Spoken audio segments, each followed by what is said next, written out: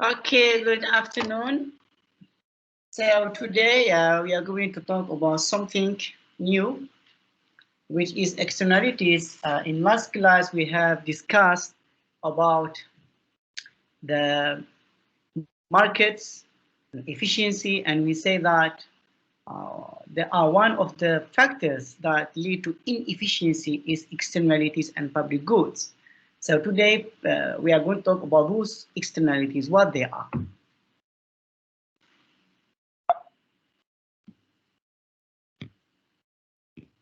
So those are the topics to be discussed.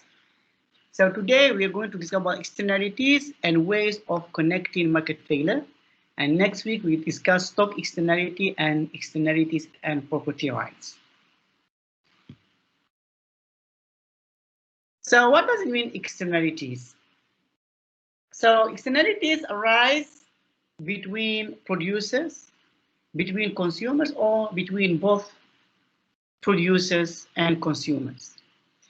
And they are also the effect of production and consumption activities, which is not directly reflected in the market. In a way, how a production process negatively or positively affect others. So that we can say that there are positive and negative externalities. So they can be negative when the action of one party imposes cost to another party. That's what we call a negative externality. For example, there is a firm, as you can see in the picture here, and that firm produce maybe electric or electronic product, whatever, and dumps waste in the river. So this firm, by dumping waste on the river, so the fishermen who usually to fish in the river, they will be affected.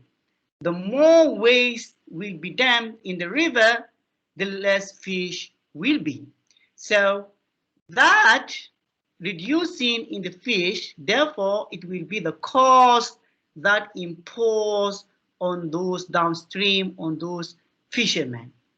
And usually when those firms, when government does not intervene, actually they do not consider that cost. That's what we call it later, social cost.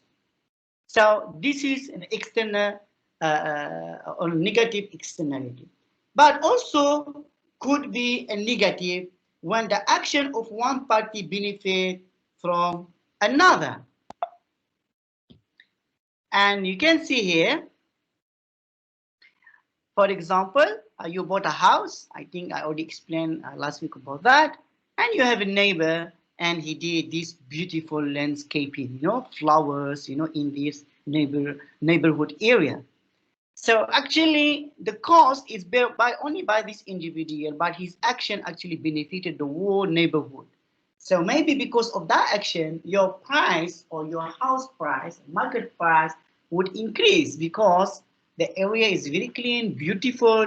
So that makes value for your house. Now guess if that view change with another view where you find rubbish everywhere, dogs stray everywhere, not clean, the houses is not painted, the view of the neighborhood will look, awful. So here it is a negative externality, and therefore that will affect even your house. Could be very nice house, you build it, you spend a lot of money, but because of the environment, because of that environment view, which is very terrible, then the price or the market price of your house also will reduce. So this is a negative externality. So we can say a positive externality occurs when a homeowner repaint his house or put or plant an attractive garden, flowers, Therefore, those neighborhoods or the neighbors benefit from this activity, even though the homeowner decision to repaint and landscape that area actually did not take the benefit of others into account. So he did it for himself, but actually benefited others. So let's talk about the negative externalities and efficiency. So we have this scenario. We have where plant dumping waste, for example, just now we talked about where the marginal external cost, MEC, remember that is the increase in the cost imposed on the fisherman downstream for each level of production. Means that by dumping that waste, those fishermen are accruing a cost, which is the cost less fish. So that's what we call the marginal external cost. And the marginal social cost is the MC plus, or the marginal cost for that particular firm. The firm, it has a marginal cost when producing. So the marginal cost of the firm plus the marginal external cost, which is the marginal cost of the fisherman, then what we call it at the total all as the marginal social cost.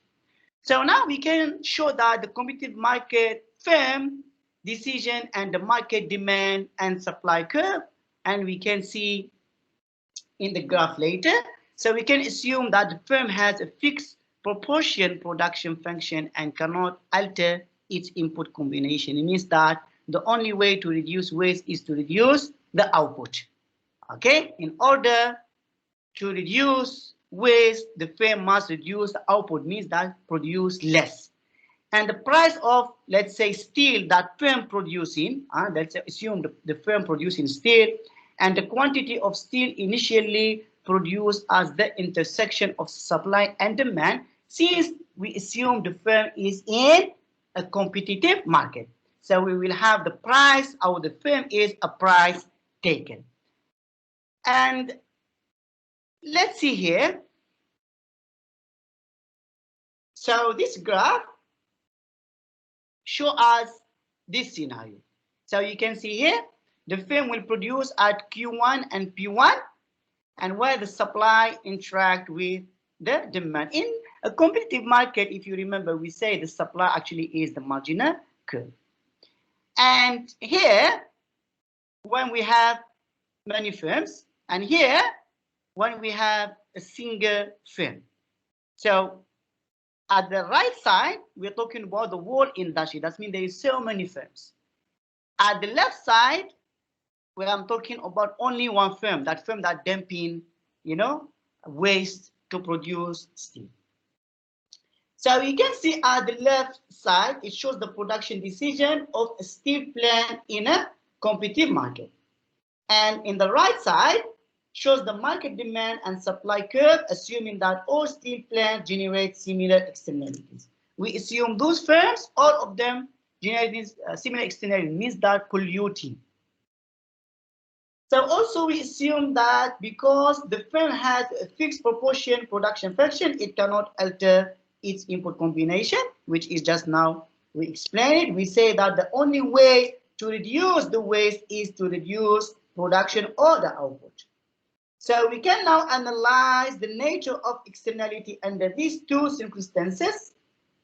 And first, when only one steel plant pollute, and the second, when all the plant pollute, that means the whole industry.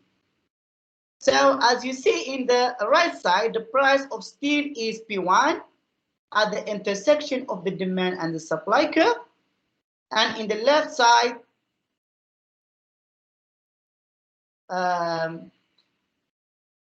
in the right side also, we can see that this MC, or the supply, it gives a typical steel firm's marginal cost of production. This is the marginal production. So the firm, we say in competitive market, will maximize profit by producing at MC equal to P. MC equal to P, and also at the interaction of supply and demand. So it will produce or output Q1 and price P1.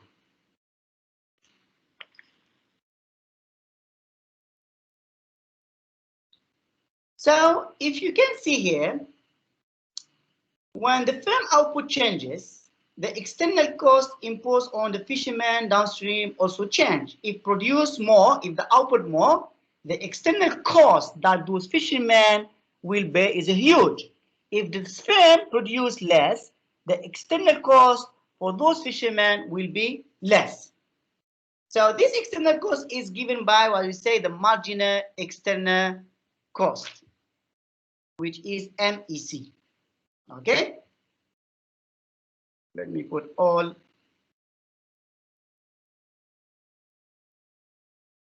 Okay. So this is MEC for one firm. This is MEC slash for the total industry when we have so many firms. So you can see the more output, when the firm increasing the output, the marginal external cost increase.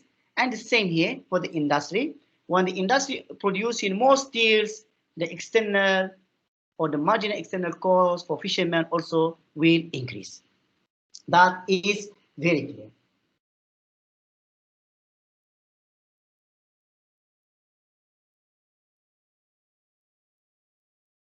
So we can say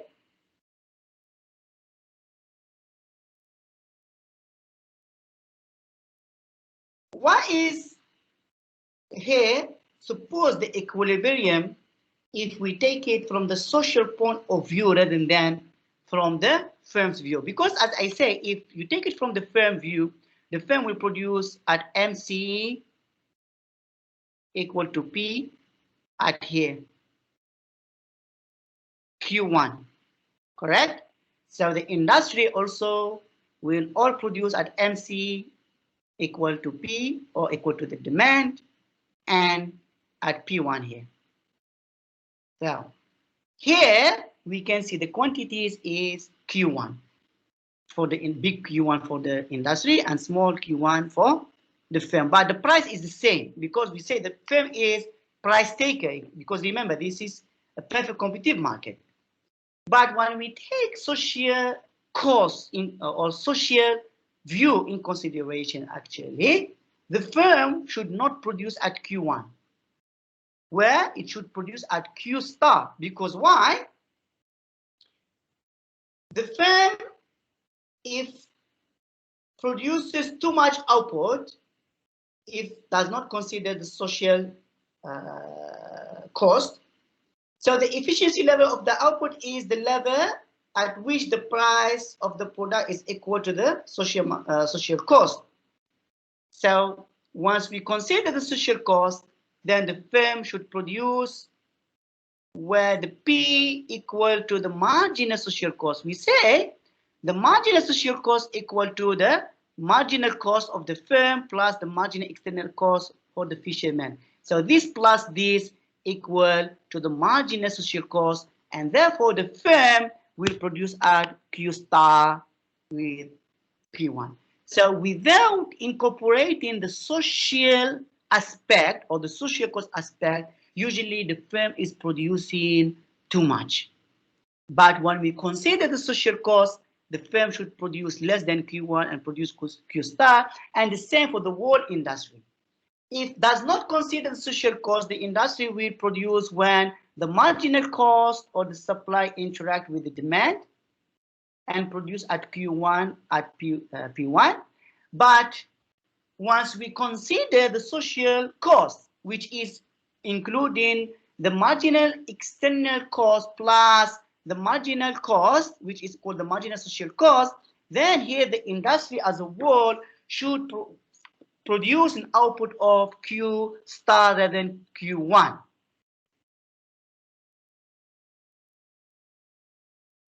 Okay.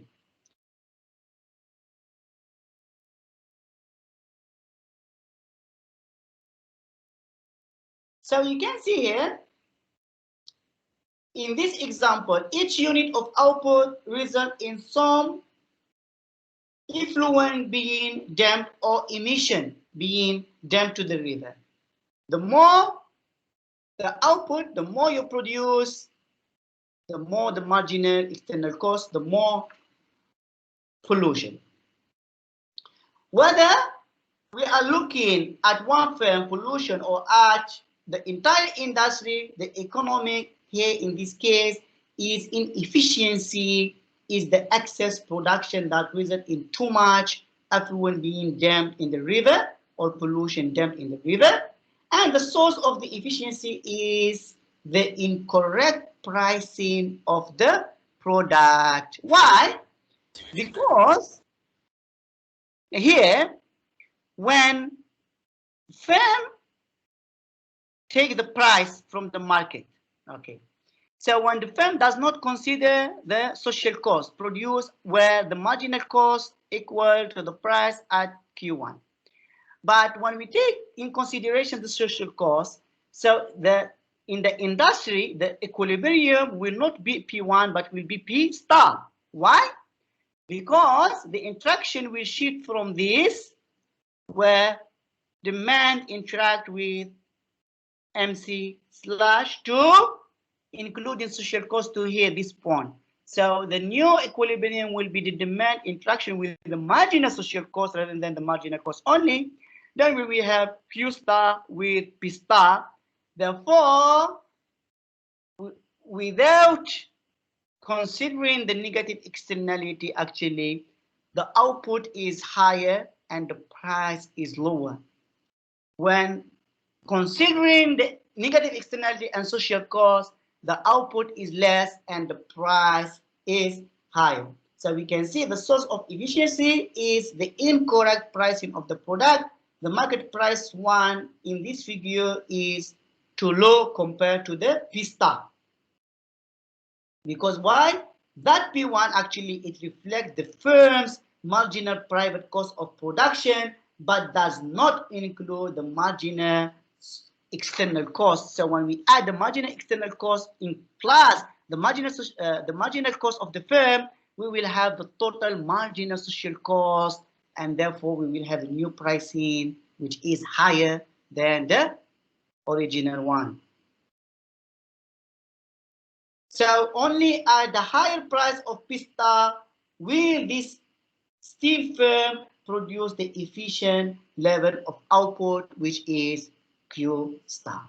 So this is how this negative externality affect the total production.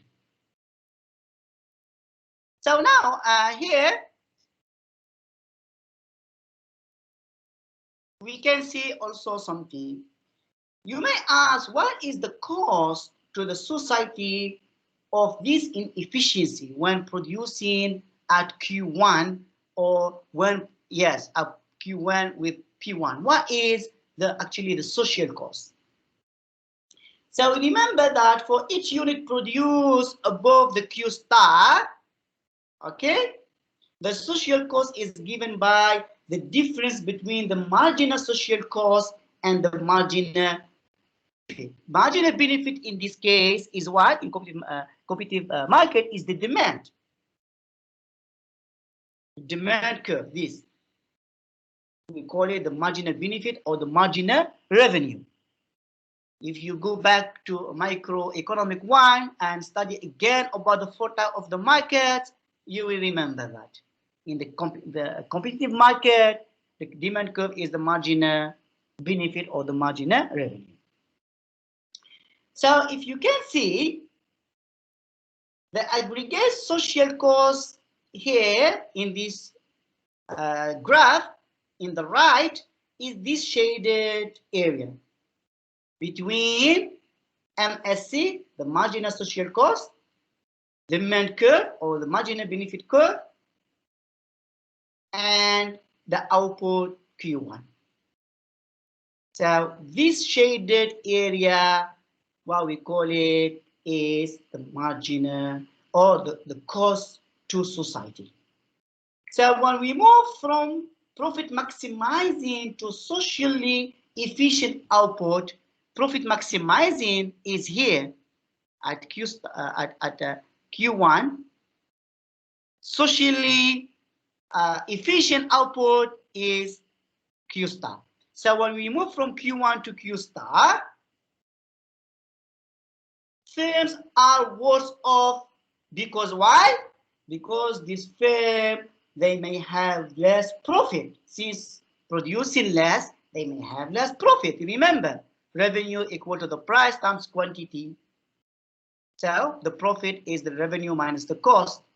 Usually firm produce when the what we call it, the revenue from that output is more than the cost. If the revenue is less than the cost, we will not produce at that level. So automatically, the more the firm will maximize actually its production. We say in the competitive market when MR, marginal revenue, which is D, is equal to the marginal cost, which is A, MC. Okay, or we put it here, marginal cost at D. So here, this is when we take an individual or we take the market is here. So this is where the firms maximize their profit. So since we are moving from Q1 to Q star, therefore firms here, they are reducing the output. When reducing production, that means the revenue reduced, that means the profit will reduce. So the firms will be worse off because their profit are reduced. And purchasers or consumers of steel are worse off because the price of steel has increased. So if I am a consumer, I want to build a house, I want to buy the steel, I also will be worse off. Now you may tell me, if the consumer was off and the producer was off, then how can we say this is the efficient output? But we have to look at the whole story, at the whole society. Remember, we had fishermen. If those fishermen, you pollute their river, then they will be worse off. So, however, these losses are less than the gain to those who were harmed by the adverse effect of dumping of polluting the river. For example, the fishermen, some people, they use the river for the agriculture, for drinking. So this is all you need to consider. So we can say that externalities generate both long run and the short run efficiencies. Okay. We also learned that the firm enter the competitive industry whether the price of the product is above the average cost. If the price of product is above the average cost of production, then the firm will enter. And exit the market when the price of the product is lower or below the average cost. So, in the long run, equilibrium, the price equal to the average cost. Because there, if you still remember in microeconomics where the long run happen, equilibrium. When there are negative externalities, the average private cost of production is less than the average social cost. As a result, some firms remain in the industry even when it would be efficient for them to leave. So thus, the negative externalities encourage too many firms to remain in the industry because why? Actually, when you do not consider the social cost, so those firms, they are not paying for it. When you don't consider the cost of polluting the river, so you are not forcing the firms to pay for it. Therefore, they still can remain in the market even the average social cost is higher than the price, and that should be actually fixed. So now we talk about the positive externalities and efficiency. Now things will be in opposite way. Instead to talk about the marginal cost, now we talk about the marginal benefit or the marginal revenue. So externalities can also result in too little production, as can be shown in the example of home repair and landscaping that just now we say that you may have a neighbor that landscape his house or repair his house, make it beautiful, and that give a positive externality for your house or for the market price. So repairs generate an external benefit, or we call it the MB, to the neighbors. So we will show by the marginal external benefit curve, or what we call it the marginal EB. And also the marginal social benefit MSB. MSB actually is MEB plus D. D actually is the marginal benefit for that particular person who repair his house. Marginal benefit for him, but actually also by doing so, he has a benefit for neighbors, what we call it the external benefit or the marginal external benefit. So both the marginal benefit or D plus the marginal external benefit will give us the whole society or the marginal social benefit. So you can see here in this graph here,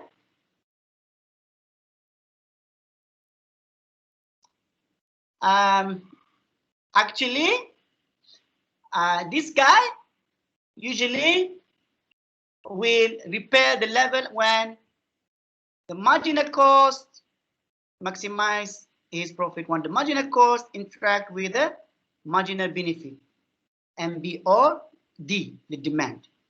Okay.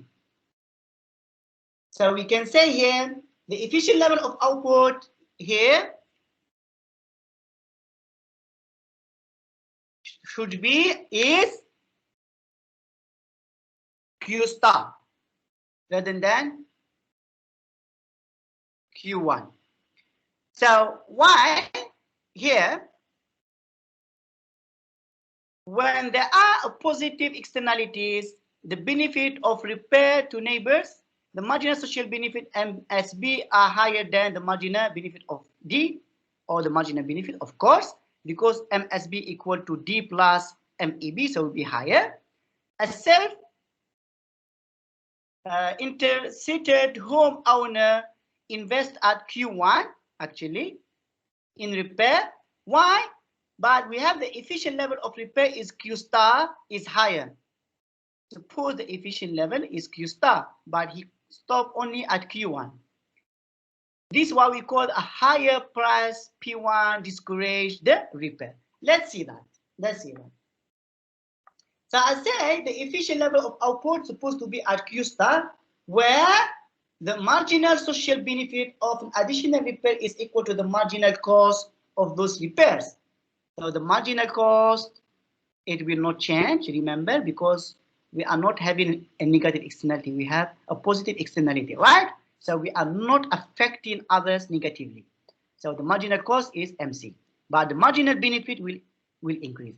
So by right, the efficiency, when we will have the marginal cost interact with the marginal social benefit. So at this point, at Q star P1. But actually, the person who did landscaping and repair his house, he did it only based on his marginal benefit, not the marginal social benefit, only here. So that he repaired only this Q1 quantity or the level as Q1. And the price also here at P1. Okay. So the inefficiency arises because this homeowner does not receive all the benefit of his investment in repair and landscaping. Remember, when he repair, he used this D. Suppose society also, suppose because they are benefiting, they must pay for that benefit, but actually they are not paying. So that he's not receiving that MSB, he's not receiving for that point here. So for him, P1, the price is a bit higher. As a result, the price P1 is too high to encourage this person to invest in socially desirable level of house repair. But actually, the lower price at P star, the interaction here, is required to encourage an efficient level of supply at Q star. So if we do the interaction of marginal social benefit with the marginal cost, we will have the quantity is Q star. The price, of course, the price always we put it at the demand. So the price will be here at P star. Suppose this person, by repairing his house and doing the landscaping, by right, if we consider the benefit that the society is going to take, the price of his repair and landscaping should be P star. But actually, those people, they are taking it for free and they are not paying him. So actually, the price is P1. So that the price for him a bit expensive, then he just do a Q1 quantity of repair instead of Q star. So we can say another example to understand this.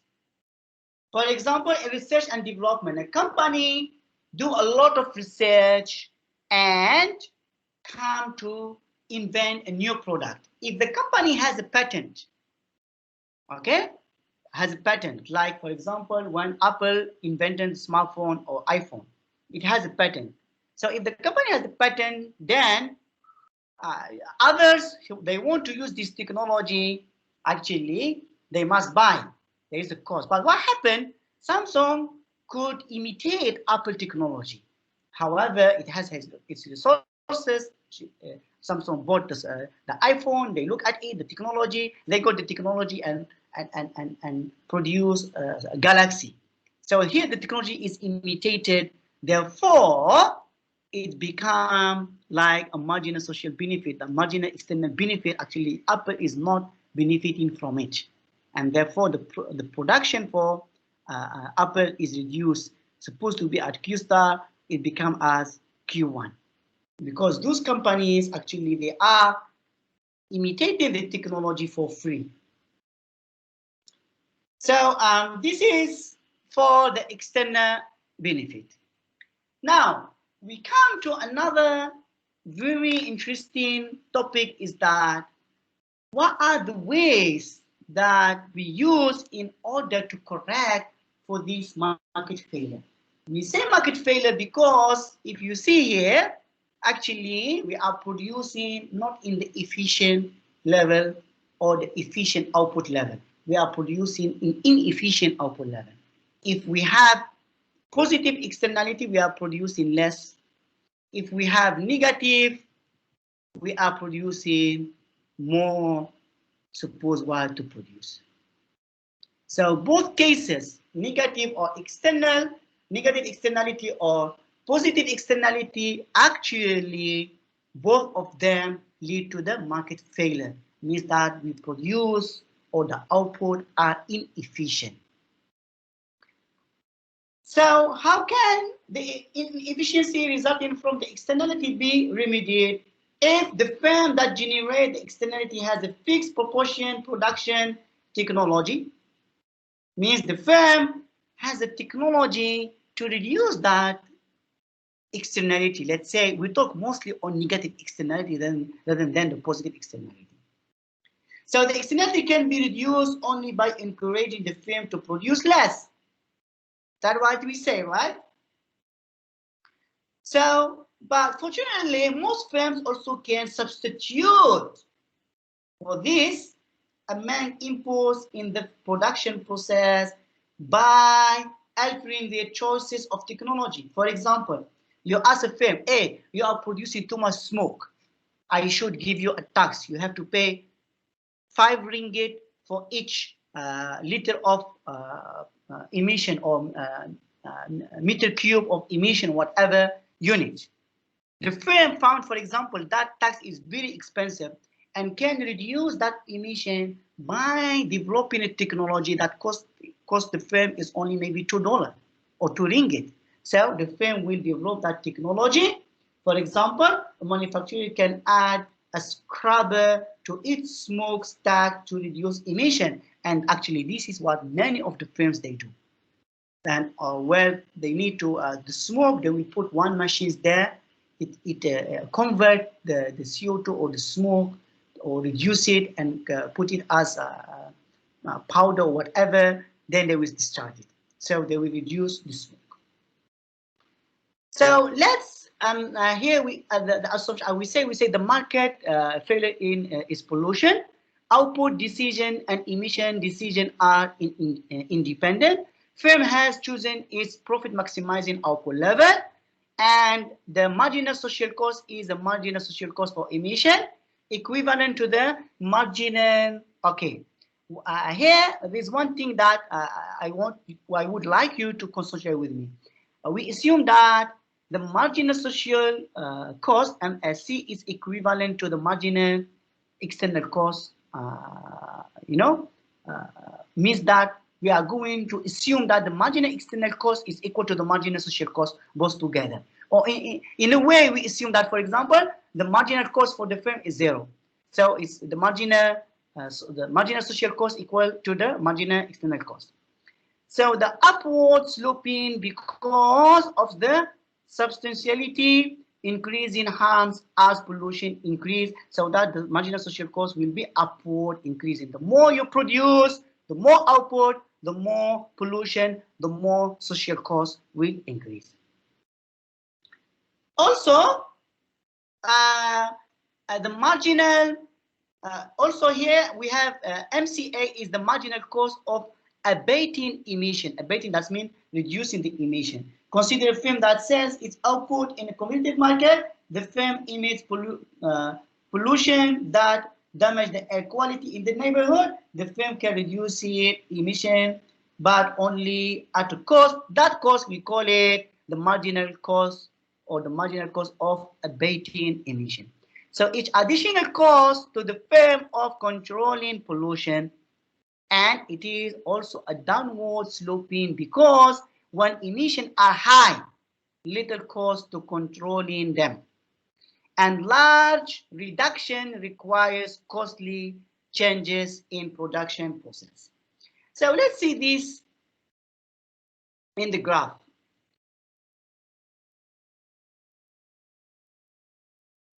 Okay.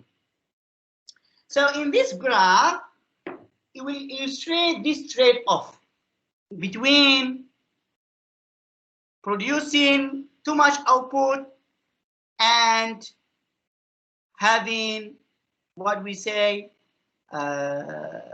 installing what we say the environment system to reduce the emission. So here the horizontal axis represents the level of factory emission, how much we pollute, okay, level of emission. And the vertical axis is the cost per unit of emission. In order to reduce 1 unit, how much it will cost.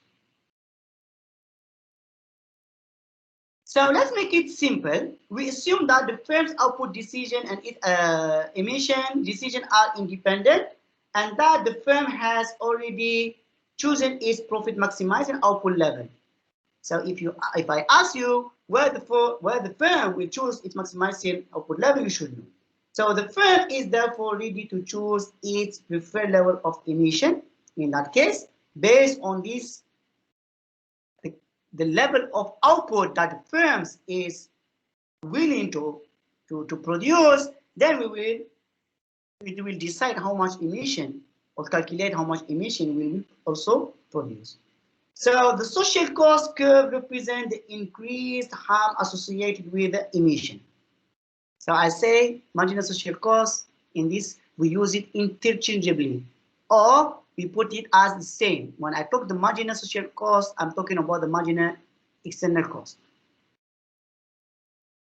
So we will use the terms marginal external cost and the marginal social cost interchangeably in this discussion. And the marginal external cost curve slopes upward because, as we say, the more emission, the more external cost for farmers. Okay, less fish, so it's external cost.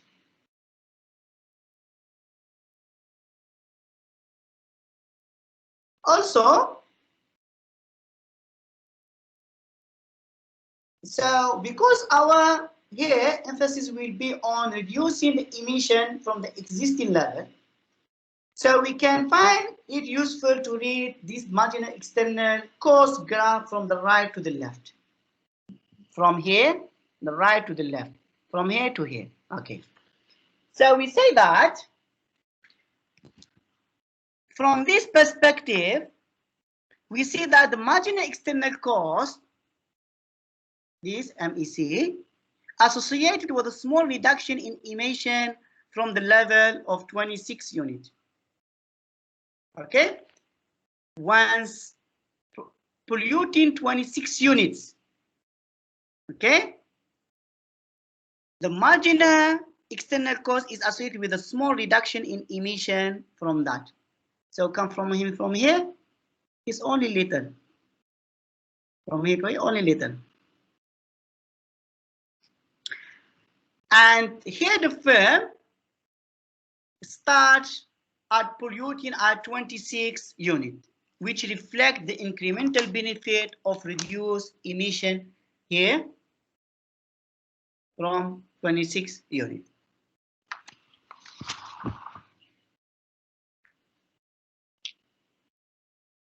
How much here? The cost 26 at here in order, for example, at E0, the cost is more than 6. The marginal external cost here is more than 6 if the firm is going to produce at 26. If the firm produces at 26, the marginal means that it is going to use only little this, the marginal, what we call the marginal cost embedment. Right? If you remember here.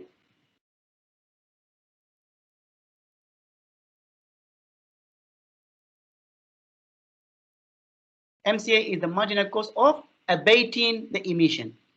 Means installing or using technology to reduce, okay, the emission. So you can see if producing 26, the cost that this firm used to reduce the emission is very low, only little. See, MCA, marginal cost of abating or abatement, okay, only little. So the marginal external cost for the society or for the fisherman will be very high here, which is almost more than 6, correct? But if the firm reduce the emission 26, 24 and goes until, let's say, E0 until 6, so the marginal cost of abatement for the firm, the cost will increase. It must also pay more than $6 or ringgit per unit in order to reduce to 6. Okay, so this is how we read this diagram. So as emissions are reduced further and further, the marginal social cost fall. Since this firm using more money to use the technology, the marginal social cost or the marginal external cost will keep reducing. For example, at 18, 4, then goes until maybe 6 unit, only the marginal social cost only 2. So it's keep reducing until maybe below $2. It continue to fall, maybe is to 1.75, maybe go to 2, maybe is 1.7, and so on. At some point, the incremental benefit of reducing emission become less than $2 when we reach here. So the curve, this is MCA or the marginal cost of abating. It measures the additional cost to the firm of installing pollution control equipment. So this is MCA actually is what? Is the cost for the firm. So the more reducing the emission, it will cost the firm higher and higher. So the MCA curve is downward sloping because the marginal cost of reducing emission is low when reduction has been slight. See, reduction here is very little. So it's very low. But when the reduction huge here, the cost is very high. So the more you reduce, the cost very high. The less you reduce emission, the cost very low. So it becomes downward sloping.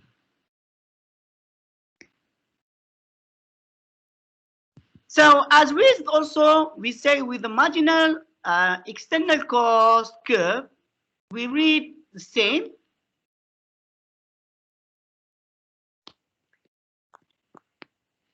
Here. Then we will have the marginal cost of abatement, MCA, increases as we seek to achieve a greater reduction in emission. With no effort for abatement, the firm profit maximizing level of emission is 26. Because at 26, the firm will not install any equipment, so it will cost the firm is 0. The level at which the marginal cost of abatement is 0 there, but the efficient level of emission at 12 units, for example, here is at point star. Okay, here, where the marginal external cost of emission equal to 3. This doesn't show equal to 3 here. Equal to 3.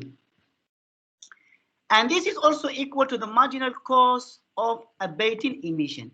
So MCA equal to the MSC, or marginal social cost or marginal external cost, and equal to 3 at emission reduced to 12.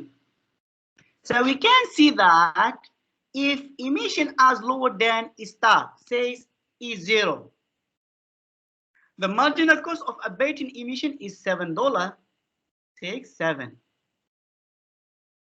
And the marginal external cost is only 2.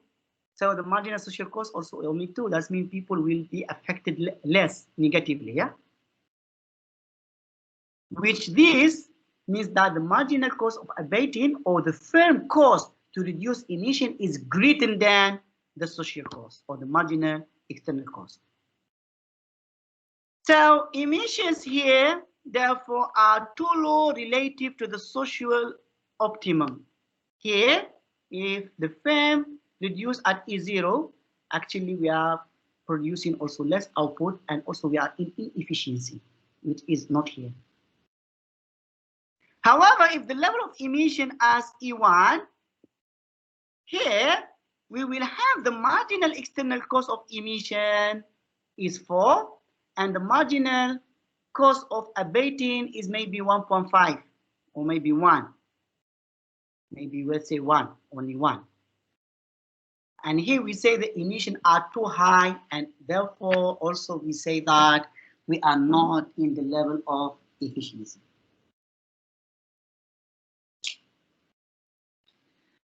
So now firms can be encouraged to produce emission to the efficient level in 3 ways. How we are going to actually encourage those firms to produce at that efficient level that we are looking for at E star, for example.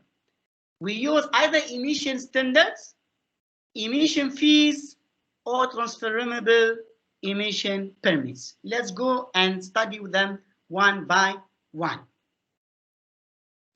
So option for reducing emission to E star at the efficient level is the first one, as I say, emission standard. Emission standard means that we set a legal limit to emission at E star, which is 12. Anyone produce above 12, he will get fined or criminal penalties, maybe also jailed. So many countries do that. Or increase the cost of production and the threshold price to enter the industry. So if let's say that industry of producing steels that pollute the river, what they do, government will put or increasing the cost of production or the threshold price to enter the industry, means that may, for example, impose a levy. In order to invest in steel industry, you must pay government a levy, or we say a fee of, let's say, 100 million. You have to pay this, otherwise you cannot produce. So many firms will find very expensive that they will not enter, then the production will be limited. Second, we use emission fee, means that charge levied, as I said, on each unit of emission. It's like a tax. Each unit of emission you produce, I will tax you, or I will charge you a fee. Let's go one by one and see how. Here we have standard and fees. So an emission standard is a legal limit on how much pollutant a firm can emit. The firm should not emit or pollute more than that standard that government has set. If the firms exceed the limit, it can face monetary and even criminal penalties. So in this figure, efficient emission standard is 12 is star, which is at point, is star, right? So the firm will be heavily penalized for emission greater than this level. If the firm want to produce more and pollute more at here, E1, for example, the firm will be penalized, or maybe even the managers will go to the jail, depend on the regulation. So the standard ensures that the firm produces efficiently. The firm meets the standard by installing pollution abatement equipment, as I say just now. The increased abatement expenditure will cause the firm average cost curve to increase because we will have income more cost. So the average cost of producing a unit will increase. The firm will find it profitable to enter the industry only if the price of the product is greater than the average cost of production plus the abatement. Abatement means that the price that the firm use or the cost the firm incur in order to install the technology to reduce the pollution. So the efficient condition for the industry therefore will be at star. So when we talk about now, the emission fee is a charge levied for each unit of the firm emission. In order, now we are talking about the fee, yeah? Just now we talk about the standard. Standard is at 12. We don't talk about the fee. Now we talk about the fee. But automatically will give us this. So government will charge a levy on each unit of firm emission. So we can see in this figure a $3 or 3 ringgit here. Fee will be generate efficient behavior by any factory. Okay, for each unit of producing, you must pay $3. So you see here, the marginal cost of abatement, if firms produce at that level here, see my mouse, huh? The marginal cost of abatement is greater than the fee. Therefore, the firm here, no need for the firm to install the abatement, but just pay the fee and produce until reach here. So when it reach here, the firm can more produce, because why? If the firm produce more, it will reduce the emission by imposing this technology, and therefore the marginal cost of abatement is lower than the $3. So we can see here, the firm minimizes the cost by reducing emission from 26 to 12, 26 here to 12. So the firm here producing, okay,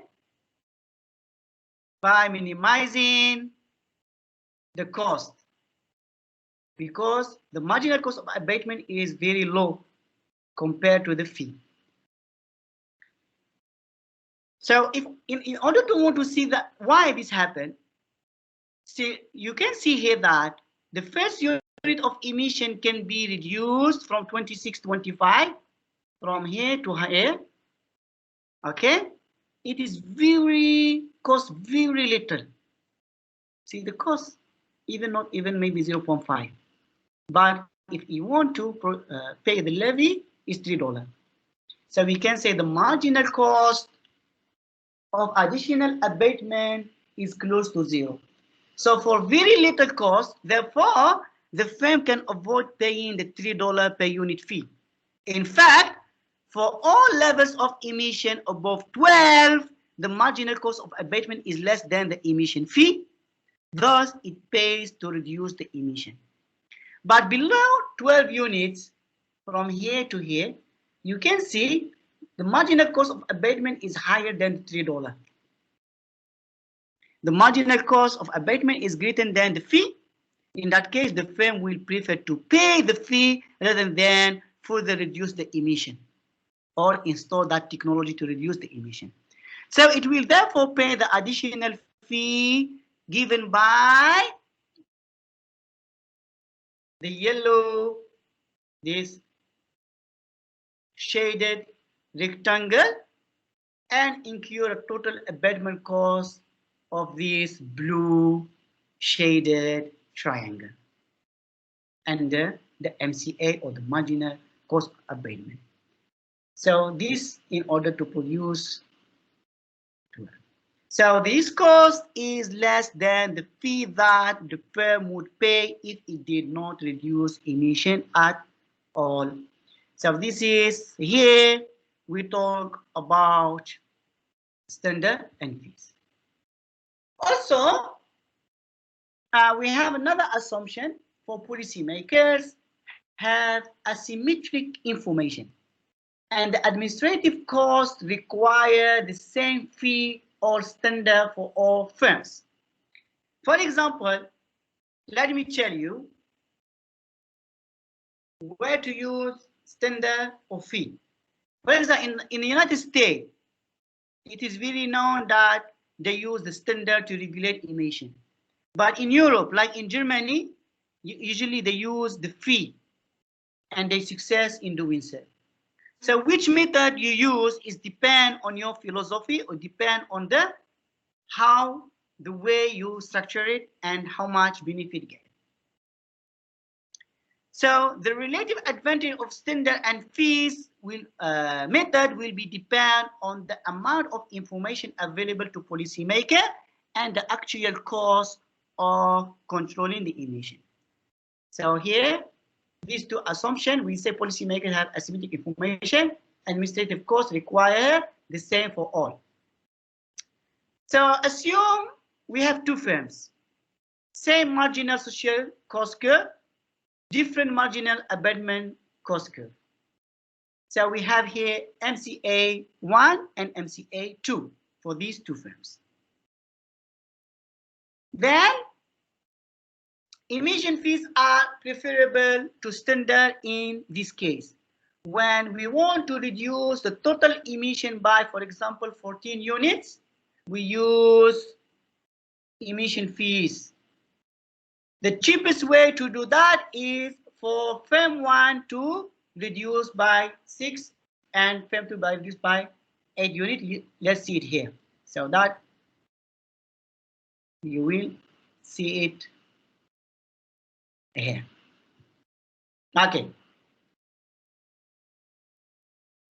In this figure, it will tell us why emission fees are preferable to standards in this case. As we say, the marginal cost of abatement 1 and the marginal cost of abatement 2 represent the firm 1 and firm 2. Each firm initially generate 14 units. Initially, yeah?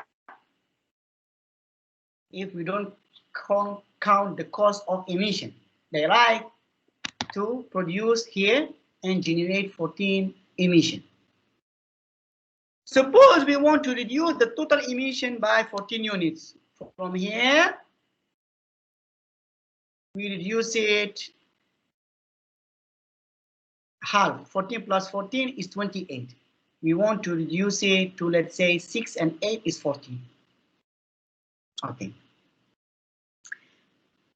The cheapest here way to do this is to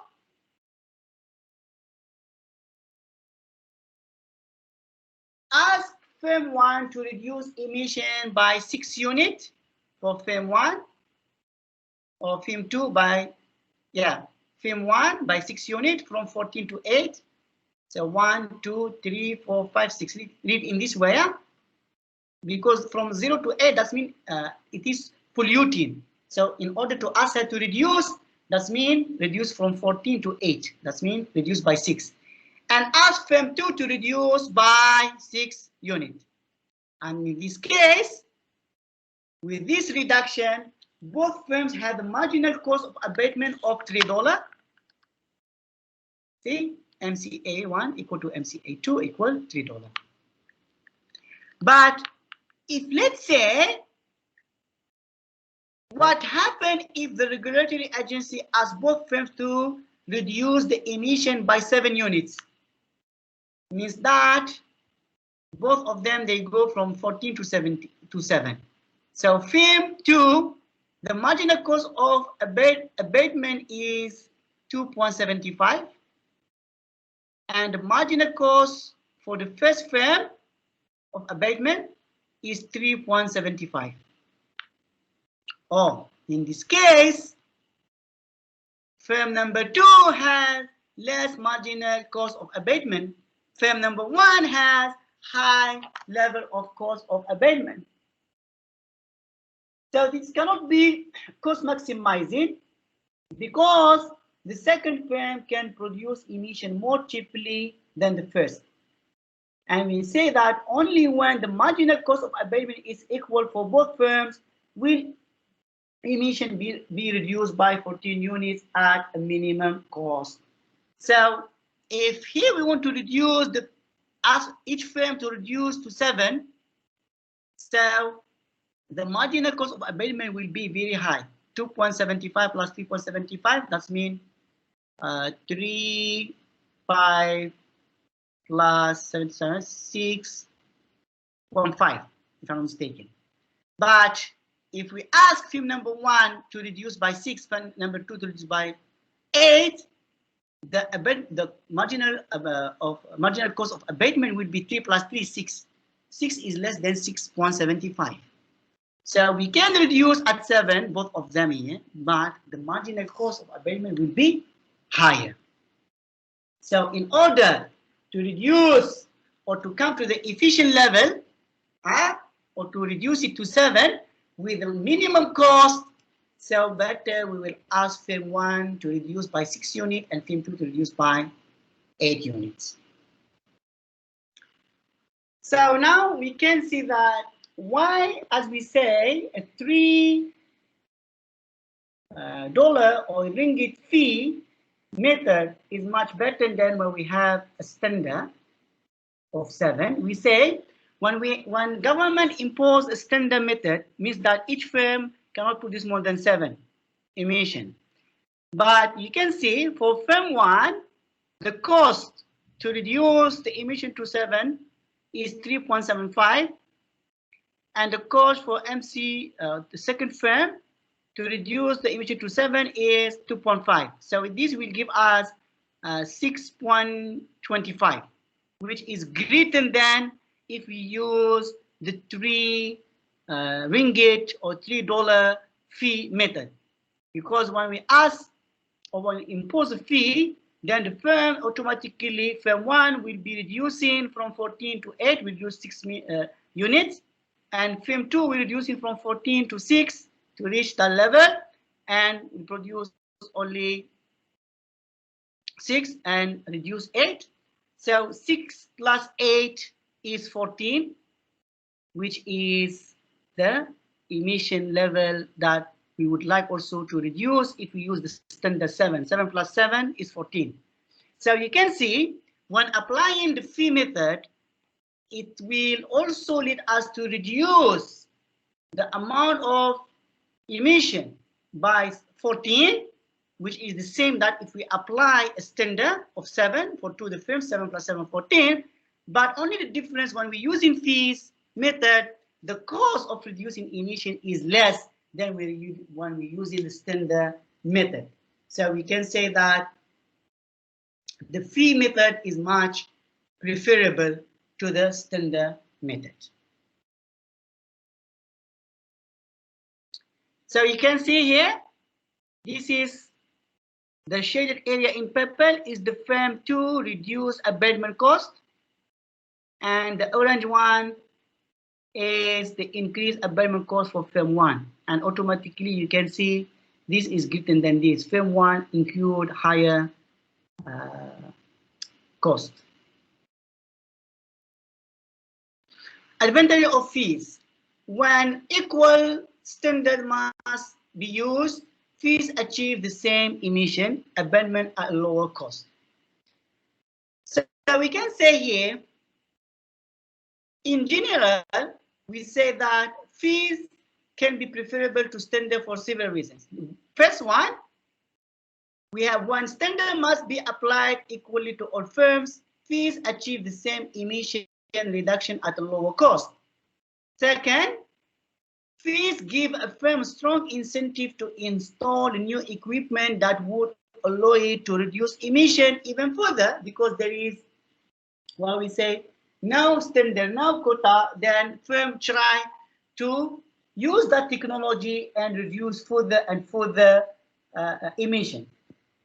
To see that, let's go back to the graph. Suppose that the standard requires that each firm reduce emission by 6 units. I go back by 6 units. So 6 plus 6 is 12. So from firm 1 is 3, firm 2 will be something like that, right? Yeah. So from 14 reduced by 6 units, sorry, to 8 here.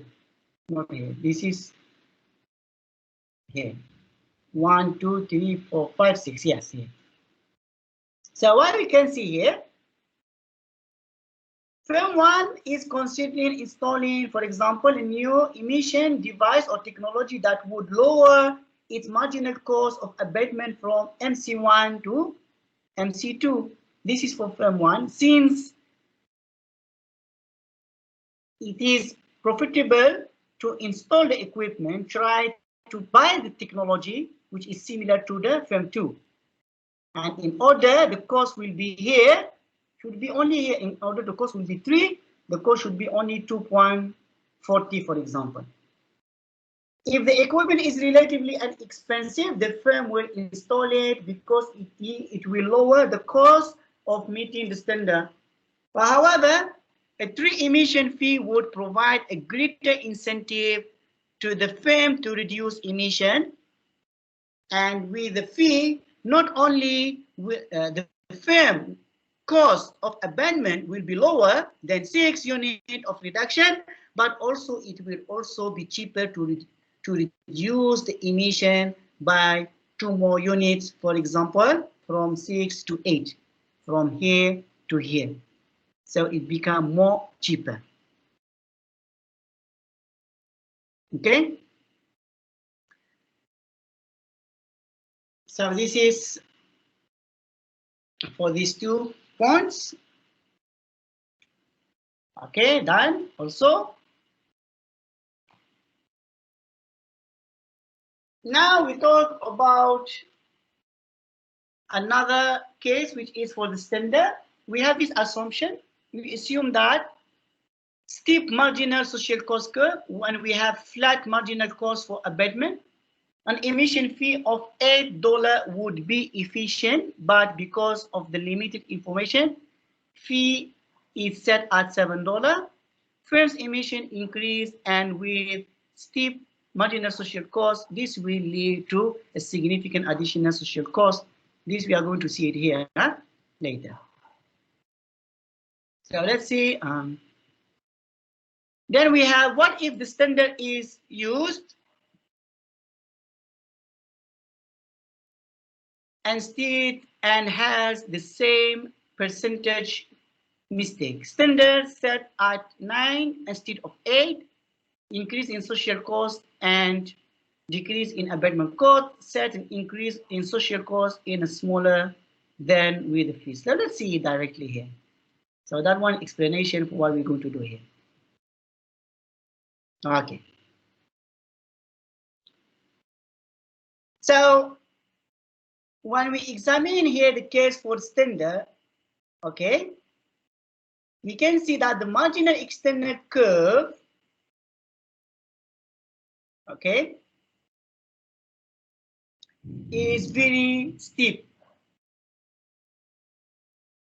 which is, this is marginal, or the marginal social cost, which is, if you remember, we say sometimes we use it interchangeably. So when I'm saying about the marginal external cost, it is the marginal social cost, which is very steep. So the marginal cost of abatement is relatively flat. the purple one. Okay, so if we have this scenario, so the efficient emission fee is, here it shows at 8, where the marginal social cost interact or intersect with the marginal cost of abatement. At point A, with $8 per unit for reducing the emission, and reducing emission from 16 to 8, that means 8 units. But let's say assume that because of limited information, okay, firms does not have information, a lower fee of $7 here at point B, emission level at 11, so reduce 1, 2, 3, 4, 5. So this $7 is charged.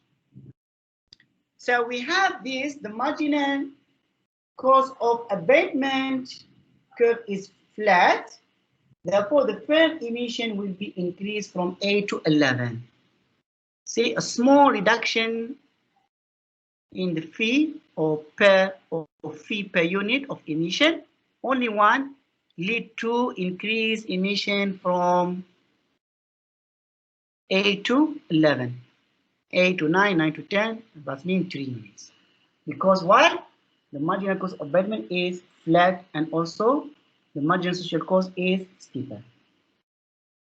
So this increase lower the firm abatement cost somewhat, but because of the marginal external cost or the marginal social cost curve is steep, there will be substantial additional social cost, and this is the increase in social cost less the saving in the abatement cost is given by the entire shaded area, which is ABC. So ABC is the increase of social cost less the decrease in abatement cost. Increase of social cost from here 8 to 11, social cost will be at C, and abatement cost will be reduced to B, from A to B.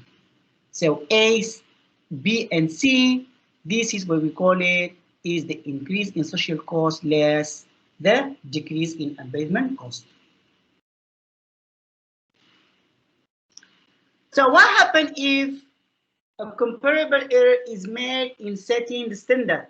Means that when we set the standard here, we did a mistake. The efficient standard here is 8, but let's assume that we put it at 9 at point D. This change will lead to an increase in social cost, okay, to E, this is social cost, and reduce in abatement cost from A to D, here, abatement cost. So here, the cost will be A, D, and E. So the net increase in social cost given by the small triangle ADE is much smaller than before. So you can see if the error is small, then the social cost minus the abatement cost will be lesser if the error is huge from 8 to 11. So you can see here the difference. So in this example, actually, we show the difference between standard and fees. When the marginal external cost or the marginal social cost curve is steep and the marginal cost abatement curve is relatively flat, this is flat and this is steep, the cost of not reducing emission is very high, ABC. In such case, the standard is preferable to a fee. In that case, better we use the standard rather than the fee, so we put standard at 9. With an incomplete information, standards offer a more certainty about emission level, but leave the cost of abatement uncertain also. So fees, on the other hand, offer certainty about the cost of abatement, but leaves the reduction in emission level uncertain. Means that if we combine this graph with the previous one, if we use the standard, usually when we don't have incomplete information, and standard will show us exactly how much the social cost will be, but it will not give us a clear it will not give us clear information about how much the cost or the marginal cost of abandonment will be. But if we use the fee, it's the opposite. It will give us a clear information, a complete information on the cost of abatement, but it will not really give us a clear decision or information about the marginal social cost. So this is when we use the two different scenarios. Done.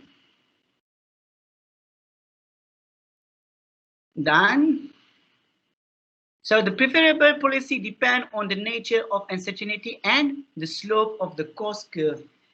So if you have your abandonment curve is flat and social cost is steeper, then better use the standard rather than you use the fee.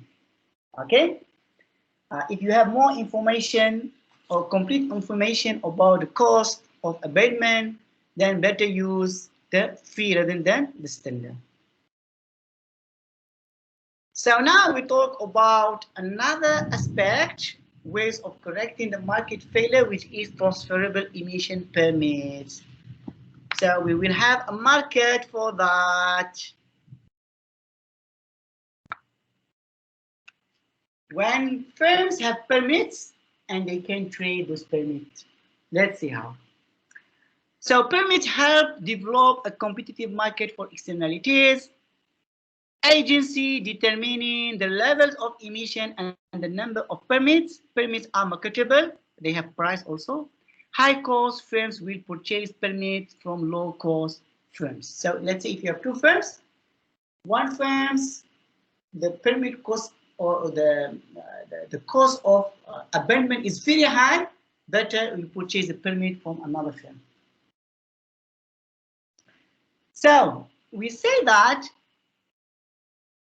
if we knew the cost and the benefit of abatement, and if all firms' costs were identical, we could apply standard method. Alternatively, if the cost of abatement varied among firms and emission fees would work. So here, when firm costs vary and we do not know the cost and benefit, neither a standard nor the fee will generate efficient outcome. So we have that scenario. Now, firms' costs vary, and we do not know the cost and benefit. So here, neither the standard nor the fee will tell us or will take us to the efficient outcome. So what we can do here, we can reach the goal of reducing emission efficiently by using tradable emission permits. Under this system, each firm must have permits to generate emission. Each permit specifies the number of units of emission that a firm is allowed to put out. So any firm that generates emission not allowed by permit is subject to the substantial monetary sanction. So it cannot pollute more than what it has in the permit. If you want to pollute more, it needs to buy the permit from another firm that pollute less. Let's say I have 7 permits. Another firm has 7 permits. I want to pollute 9. Another firm maybe pollute only 5. So it has 2 extra. I will go and buy from that firm. So those firms with relatively low marginal cost of abatement will be reducing emission the most, and those with relatively high marginal cost of abatement curve will be buying more permit and reducing emission the least. So if my scenario, my cost of reducing pollution is very high, then the cost of the permit, so what I will do, I will purchase the permit from a firm that maybe it has a very low cost to reducing pollution or emission. Therefore, it's better for her to sell the permit and reduce emission using her technology and sell that permit which is more expensive. So the win-win situation, and here will happen the trade between A and B. So in order to understand that, I'm going back to page 27. I have this graph. Okay. So under this permit permission, the sister or the firms least able to reduce emission are those that purchase the permit. Who purchase the permit, that means they are reducing less emission. Firm 1, Firm 2 in that case, Firm 2 reducing less, okay, Firm 1 reducing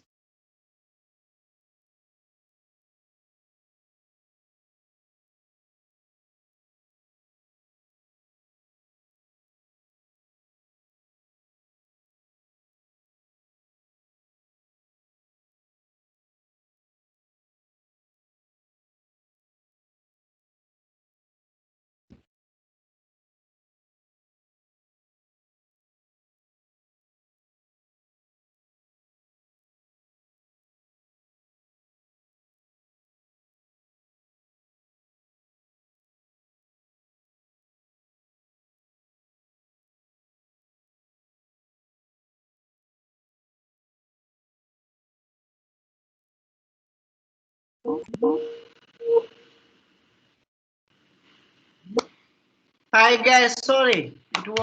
It is heavy rain here and suddenly thunder just now. So the internet already off. Let me share again. You can see the screen, right? Do you hear me? Yes. Yes. Thank you, thank you. Okay, thank you. Sorry for that. Okay, so as I say, now,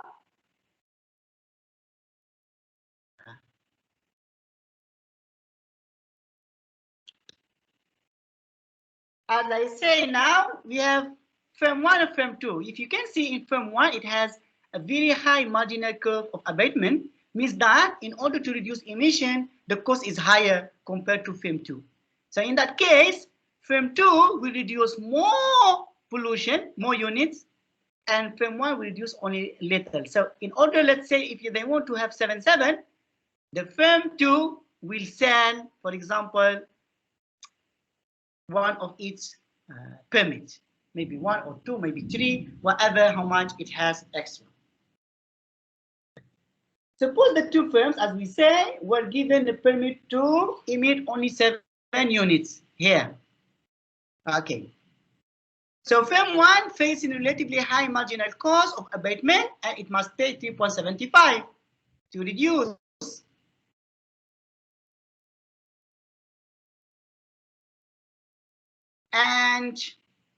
But the firm 2, the cost is 2.5 only.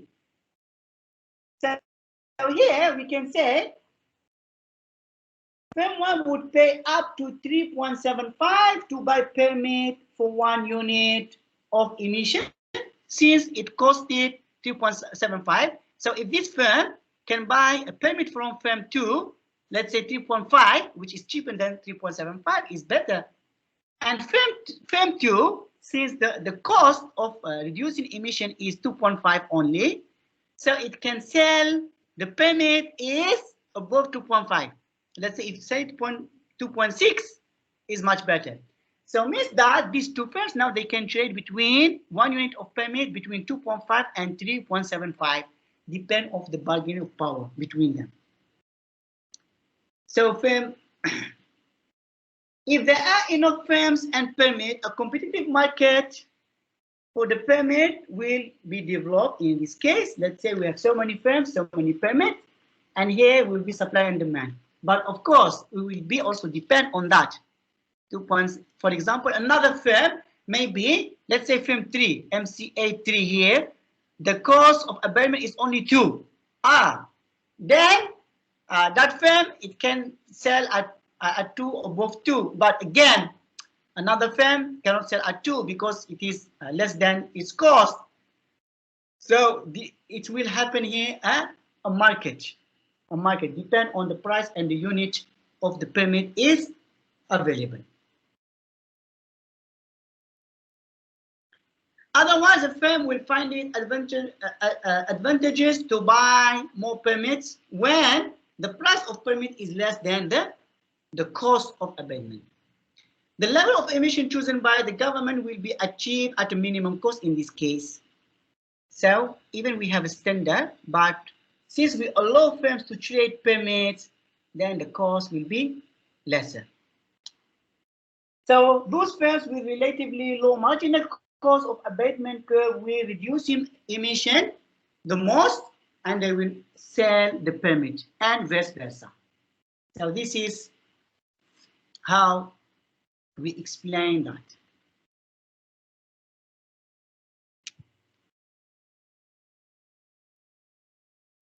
So also for this scenario, we have the market for externalities is appealing since it combines the system of standard with the system of fees. The agency who administers the system determines the total number of permits and therefore the total amount of emission, and marketability of the permit allow pollution abatement to be achieved at a minimum cost, as we said just now. Then we have another one, which is recycling. I think this topic you will know it because you yourself you do recycling. So household can dispose, for example, of glass and other garbage at a very low cost. The low cost of disposal creates a divergence between the private and the social cost of disposal.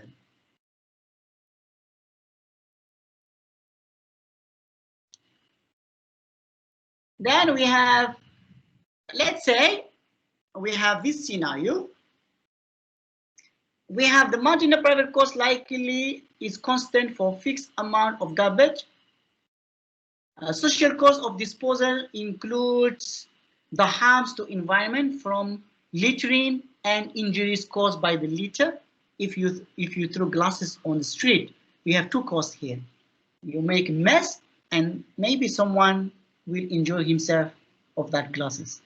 So without market intervention, the level of scrap will be at M1, and M1 is greater than M star. This is, we see it here. Let's see it here. So this graph will explain to us this scenario. So here we can see in this figure that the horizontal axis measure from the left to the right.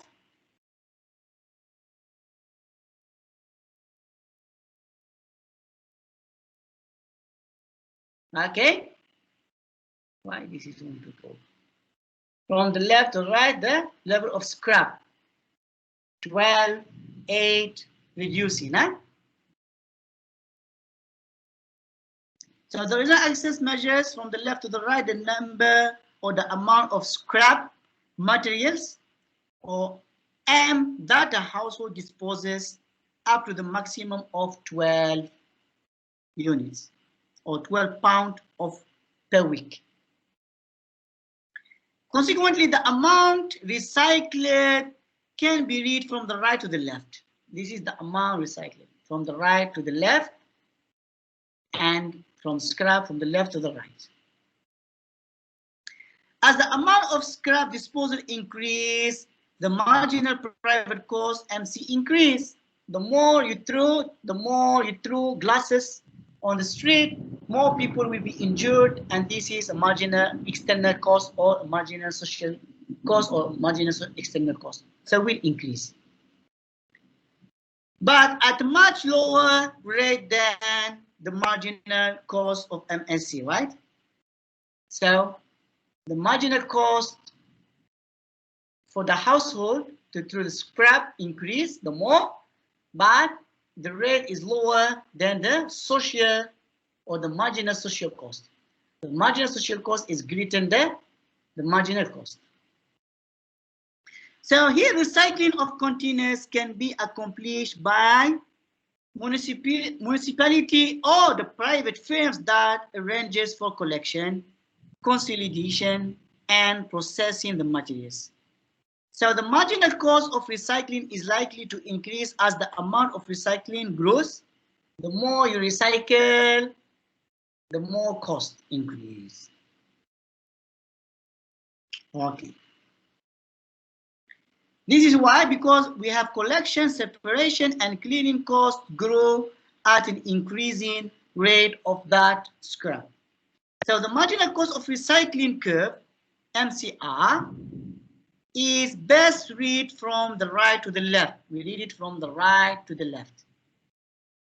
Those one, there are 12 pounds of disposed materials. There is no recycling. Here, we dispose all, but there is no recycling. So if we want to recycle, we will see the marginal MCR, the marginal recycling curve, this. So here, the marginal recycling curve is 0 at 12. The amount of disposal decreases, the amount of the recycling increases. When we decrease the disposal, the amount of recycling increase, or the cost, marginal cost of recycling increase. Then the efficient amount of recycling occurs at point at which the marginal cost of recycling MCR is equal to the marginal social cost of disposal, or MSC. Here with this at here M star.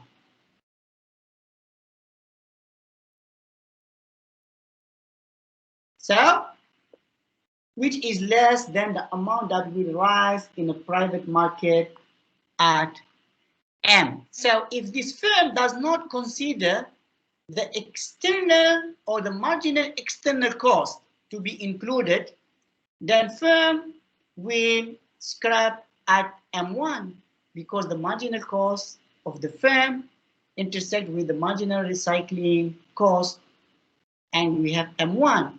So the firm does not include how much people suffer or what is negative cost that people suffer from injury and making the street messy or whatever. So when we include that, then we will have the marginal social cost, then interaction with marginal social cost with the marginal recycling cost will be at M star, which is less than M1. So we need to recycle more and through less scrap.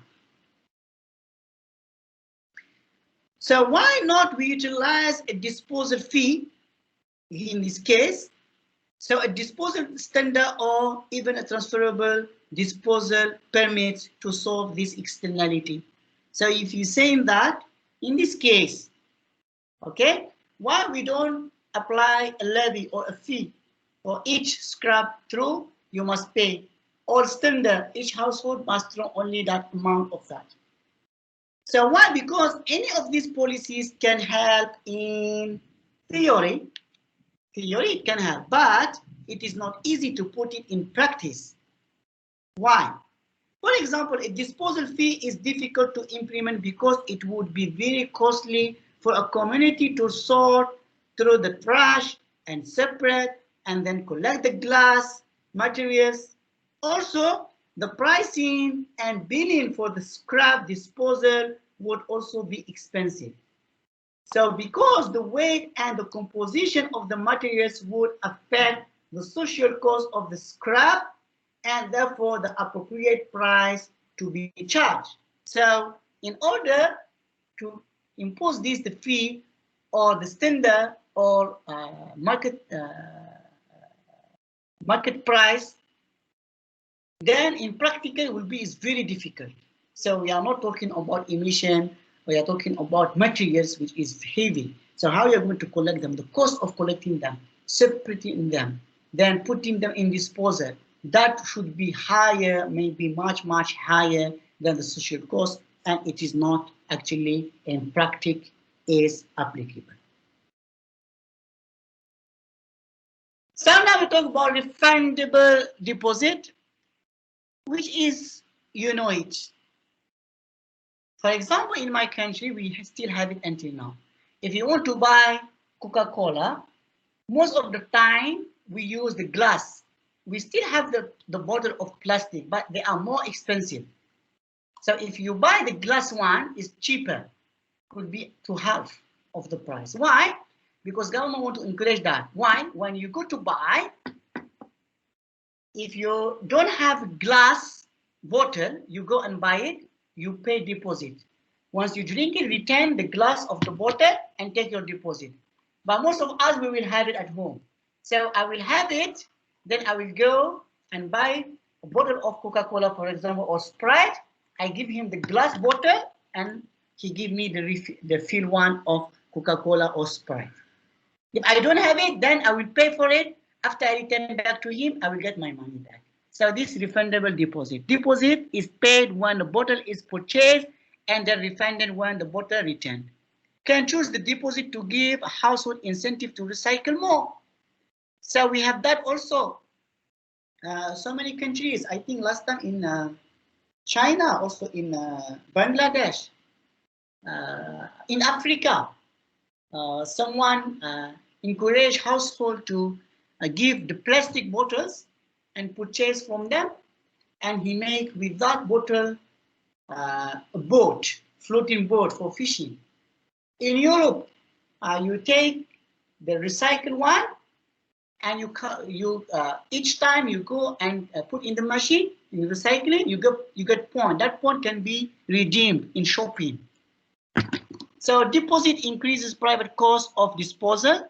Supply of glass comes from a new glass and recycled glass, and this increase in deposit increase the supply of recycled glass and lower the price of the glass automatically, because we will have less demand for the glass because we already have it.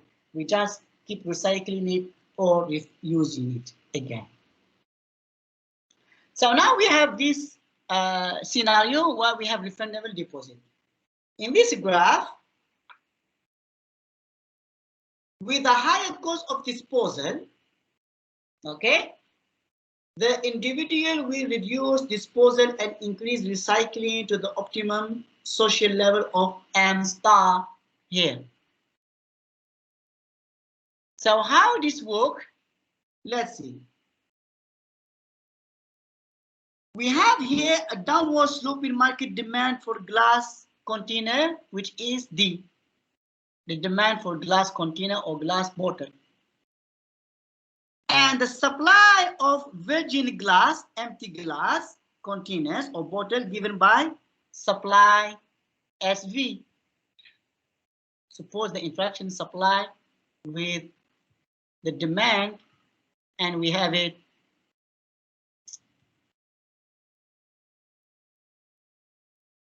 okay at here, for example. Then also we have the supply of recycled glass by SR. So SR plus SV will give us the total supply. So the interaction we have at S interact with D, because we have the supply of the virgin bottle plus the supply of recycling bottle, both of them. So the market supply will be S is the horizontal sum of the two curves. As a result, the market price of the glass is P and the equilibrium supply for the recycled glass is M1. So here, for the recycle, we will take is interact with the price will be, because we say that the firm is price taker, remember, in competitive. So in the market, supply interact with the demand. Supply interact with the demand at here at this point. This is the price P. So now for the firm, for recycling, we will have supply of recycling interact with the price, which is the marginal cost, because in competitive market for the firm, marginal cost equal to P. So this is the marginal cost P. So we will have M1. Okay, that one. By rising the relative cost of disposal and encouraging recycling, we will have supply of recycling increase from SR to SR slash to here, correct? Same time, the refund deposit increase the supply of recycled glass from SR to SR slash. The aggregate supply therefore increased from S to S star, from here to here. So when the aggregate supply increase from S to S star, means we will have a new equilibrium market. D with S star here. S star, the price at P. S slash, it is at price P slash here. So the new equilibrium will be supply recycling slash with the new price will be at M star. So the price of glass falls for P star. As a result, the quantity of recycled glass increased to M star, resulting in a decrease in the amount of this disposed glass. So since we are recycling more, the amount of disposed glass that we threw outside or in the street will be reduced. So we can say here the refundable deposit scheme has another advantage, which is a market for recycled product is created. We create another market for recycled product. In many communities, public or private firms as well as private individuals specialize in collecting and retaining recyclable materials. And you can see this is in Malaysia, where some of the elderly, mostly, you find the men and women are collecting cans, glasses, bottle of glasses, plastic, and resell them. So that is recycling. So it is open a market for recycling. As this market becomes larger and more efficient, the demand for recycled rather than virgin materials increase, therefore increasing the benefit to the environment. When we increase, or when the market of recycling is become bigger and bigger, then automatically we will demand less the virgin one. So also we dispose less, and therefore the quantities demanded for this recycling item will increase, and therefore the environment will be better. So I think until here I will come to the end. Next week we will talk about the stock externalities.